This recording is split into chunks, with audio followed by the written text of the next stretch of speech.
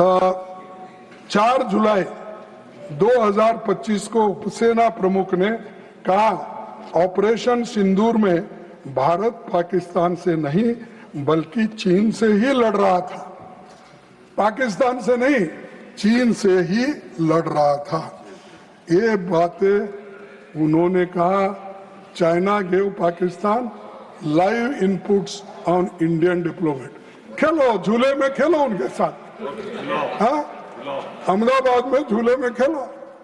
ये आज आपकी का एक ऑफिसर ये कहता है, ये मैं बता रहा हूं आपको।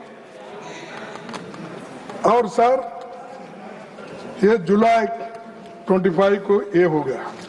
फिर उसके बाद ये वही चीन है जिसे मोदी जी ने गलवान क्लैश के बाद क्लीन चिट दी थी और 19 जून 2020 को प्रधानमंत्री ने कहा था ना तो कोई घुसा है ना कोई घुस आया है। हमने कहा साहब आप सत्य बोलो, आप दिल खोल के बोलो, मैं बैठ जाता हूं। ये बोले या नहीं बोले ये बोलो।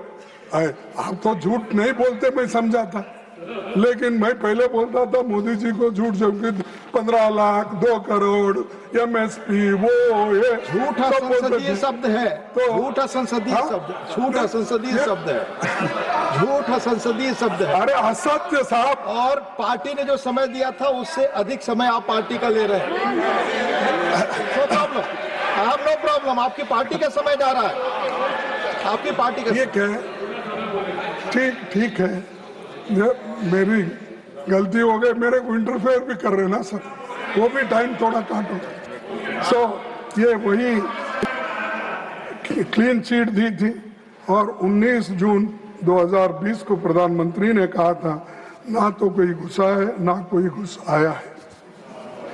मैं प्रधानमंत्री से पूछना और चाहूंगा कि हमारे डिफेंस ऑफिशियल्स में के स्टेटमेंट्स पर उनका क्या कहना है और आपका क्या कहना है।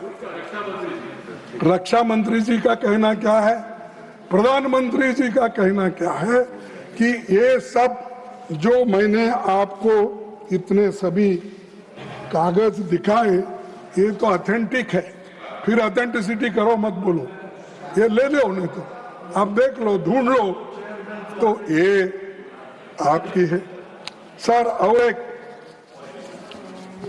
सभापति जी, उपसभापति जी, हकीकत यह है कि हम सांसदों को अंधेरे में रखा गया। हमें सभी जानकारी मीडिया के माध्यम से मिल रही थी और आज भी हमको माध्यम के जरिए ही मालूमात मिल रहे हैं।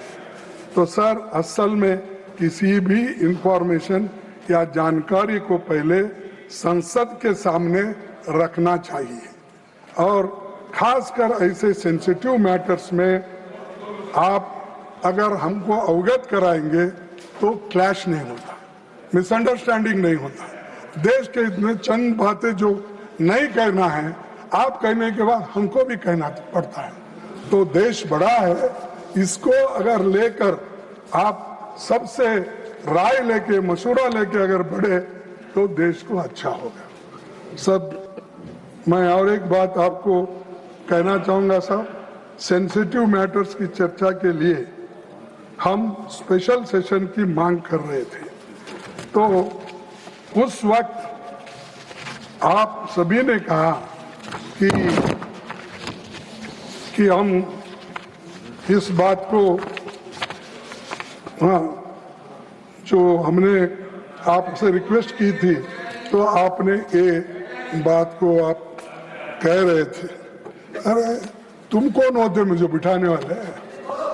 अरे मेरे को कोई नहीं बिठा सकता, सिर्फ मेरे लीडर बिठा सकते हैं, मेरे लोग जो चुन के लाते हैं वो बिठा सकते हैं। सर, सिर्फ अभी 5 मिनट लूंगा आपका। आपकी पार्टी का समय जा रहा है, उससे मुझे कोई आपत्ति नहीं है। ठीक है सर। डिप्टी चेयरमैन, हम मांग करते हैं कि देश के सबसे सुरक्षित इलाके में हुई सुरक्षा और इंटेलिजेंस की इन गंभीर खामियों और गलतियों पर समयबद्ध तरीके से जवाबदेही तय की जाए। कारगिल युद्ध खत्म होने के बाद उस समय की सरकार ने कारगिल रिव्यू कमेटी बनाई थी, जिसकी अध्यक्षता खुद विदेश मंत्री जयशंकर के पिता के सुब्रमण्यम ने की थी। और उनका ये जो from surprise to recording the Kargil review committee report, ऐसी एक रिपोर्ट तैयार करो, कहाँ गलती हो गई, क्या हो गई, सब कुछ बाहर आएगा। हर चीज को आप छुपाते रहेंगे तो और मामला बढ़ जाएगा। ये तो उन्हीं के पिताजी ने वाजपेयी के समय पर रिपोर्ट तैयार की थी, तो कम से कम वो कीजिए, उसको ढूंढ निकालिए क्या गलतियां हो गए। तो ये भी आप करने को तैयार नहीं है। सर, दूसरा मैं आपसे विनती करूंगा कि इस कमेटी ने 15 दिसंबर 1999 को रिपोर्ट दी और 23 फरवरी 2000 को इसे दोनों सदनों में रखा गया। हम डिमांड करते हैं कि इस मामले में भी ऐसी ही समीक्षा हो। हम डिमांड करते हैं, आप रखिए, किसकी गलती हो गई, किसकी चीख हुई, ये देश के इंटरेस्ट में है। हमको ये नहीं चाहते कि आपको ह्यूमिलेट करना या आपका इंसल्ट करना, आपको कुछ कहना, नहीं, वो हम नहीं सीखे। हम मदद करने का सीखे हैं, लेकिन किसी को दोष देने का नहीं सीखे। देश बड़ा है, इसीलिए हमको मिलकर काम करना है। मैं प्रधानमंत्री से ये भी कहूंगा कि अपनी सारी गलतियों और विफलताओं के लिए कांग्रेस को ब्लेम करना बंद करो। और उनके शिष्यों से भी ये कहना चाहता हूँ, अरे भाई तुम्हारा काम तुम करो, हमको दोष देने में कुछ आपको मिलेगा नहीं, प्रत्युत्तर मिलेगा, आप उसका उत्तर भी नहीं दे पाएंगे। लेकिन ये लीडरशिप का मतलब होता है कि जिम्मेदारी लेना, ना किसी को दोष देना। आप लीडर्स हैं, आप जिम्मेदारी लो। प्रधानमंत्री जी बोलो आप, लेकिन मुझे समझता है आज नहीं कल वो यहाँ इंटरवेन करेंगे, उत्तर नहीं देंगे, इंटरवेन करेंगे, क्योंकि वो दूसरों को जवाब देना नहीं चाहते। वो छोड़ दिए अपने दोस्तों को, मिनिस्टरों को, तुम जाओ कुछ भी कहो और जो आपको कहना है तो मैं आकर फिर बाद में कुछ।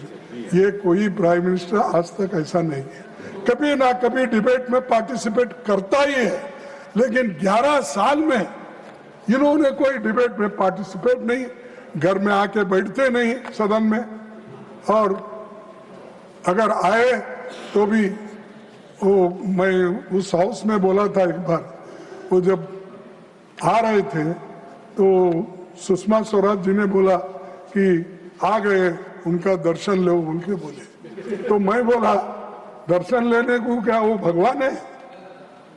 तो पूरा हाउस हंस पड़ा। हाँ,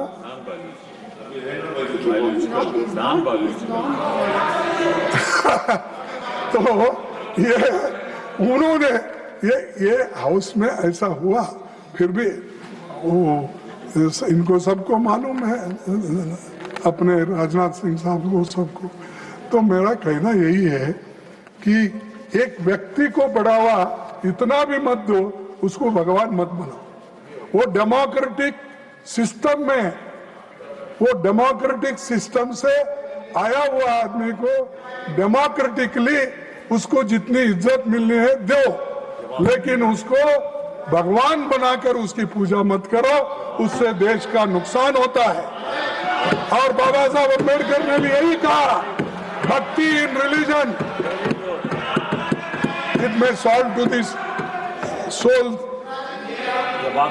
और भक्ति इन पॉलिटिक्स वो डिक्टेटरशिप के तरफ जाता है। तो इसीलिए डिक्टेटर मत बनाओ साहब, आप प्रधानमंत्री बनाए, उसका काम करने के लिए आप मदद करो, लेकिन लोगों को गालियां देने के लिए मत छोड़ो।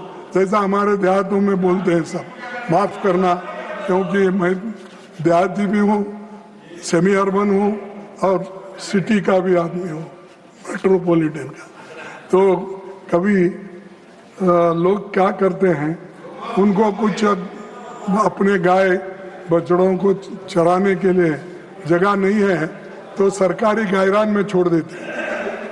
सरकारी गायरान होती ना, आपके पास क्या कहते हैं मालूम, तो चारा खाने के लिए सरकारी गायरान में छोड़ देते हैं, सरकारी जमीन पे। कोई भी कोई भी वहां पर छोड़ सकता है। वैसा आप मत करो साहब, ऐसा मत छोड़ो उनको, कहीं भी चरने के लिए मत छोड़ो, पूरा देश खराब हो जाएगा। तो इसीलिए सर मैं आपसे ये विनती करूंगा सर, अप्रैल को मैंने खुद सबसे पहले बेंगलुरु में एक प्रेस कॉन्फ्रेंस की और कहा हम हर कदम पर सरकार के साथ है। ये हमने कहा, पहला आदमी मैं बेंगलुरु से प्रेस कॉन्फ्रेंस करके 1 घंटे में हमने कहा, क्योंकि हमको देश चाहिए। हम और आप मिलकर अगर बनाएंगे देश को बनता है, लेकिन एक दूसरे को कुचलने का काम करेंगे तो देश नहीं बनेगा और आपका भी नाम इतिहास से मिट जाएगा। भाइयों, सरकार जो कदम उठाएगी हमारा सरकार को पूरा समर्थन रहेगा, ये हमने कहा था। लेकिन सरकार को अपने गिरेबान में भी झांक कर देखना चाहिए कि हम आपके साथ जब चट्टान की तरह खड़े थे तो आप क्या कर रहे थे? आप ये कर रहे थे, भारत तैयार है, ये ऐसा फोटो मेरा डालकर आपने प्लीज माननीय खड़गे, आप अपनी बात खत्म करें। 16 मिनट देखिए, आप नियमता कोई पोस्टर और आप नहीं दिखा सकते, फॉलो द नियम। और लीडर ऑफ अपोजिशन से उम्मीद की जाती है कि वो please do not show this things, no please, किसी तरह का पेपर पोस्टर दिखाना मना है, please sir, it will not go on the record. देखिए, नो, हम आपको सपोर्ट कर रहे हैं, आपके पीछे हैं, चट्टान के तरह हम ठहरे हैं, लेकिन हमको ऐसी से नहीं ये देते हैं, नहीं दिखा तो ये लानत है आप लोगों के ऊपर। ऐसे लोग देश के, हम 55 साल से गवर्नमेंट में काम किए, बाहर किए, और पॉलिटिक्स में मैं हूं, और 60 साल मैं पॉलिटिक्स में काम कर रहा हूं।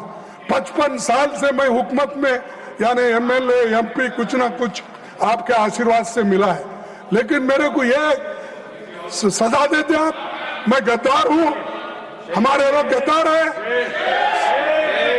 ये शर्म आना चाहिए। अगर ये बात रही तो मैं कहूंगा गद्दार आप लोग हैं, जो ब्रिटिश के साथ गद्दारी, देश के साथ गद्दारी की, ब्रिटिशों को सपोर्ट किया, और गद्दारी से आजादी की लड़ाई में आपने कभी हिस्सा नहीं लिया। ऐसे लोग बैठकर आप मजाक कर रहे हो और हमकी धज्जियां उड़ाने की बात करते हो। तो सर, मैं ये कहूंगा कि आप विपक्षी नेताओं को बदनाम करने, ये आपकी असलियत, ये आपका असली चेहरा, चाल और चरित्र, ये सरकार का चैनल दूरदर्शन का 8 मई का प्रोग्राम है। तो इसीलिए जब सरकार का प्रोग्राम ही ऐसा होता है, कितना विष आप में भरा है, कितना पॉइजन आपके इसमें भरा दिल। ये दूरदर्शन 8 मई को अगर आप हाँ में हाँ नहीं मिलाएंगे साहब, आपकी गति मेरे जैसे ही होगी। आप अपनी बात करें, अब जो कहना है हमारी गति के लिए ध्यान दें प्लीज। सर, बस इस बात के साथ अपना भाषण समाप्त करता हूं। आपने मुझे बोलने के लिए समय दिया, उसके लिए आप सबको धन्यवाद देता हूं।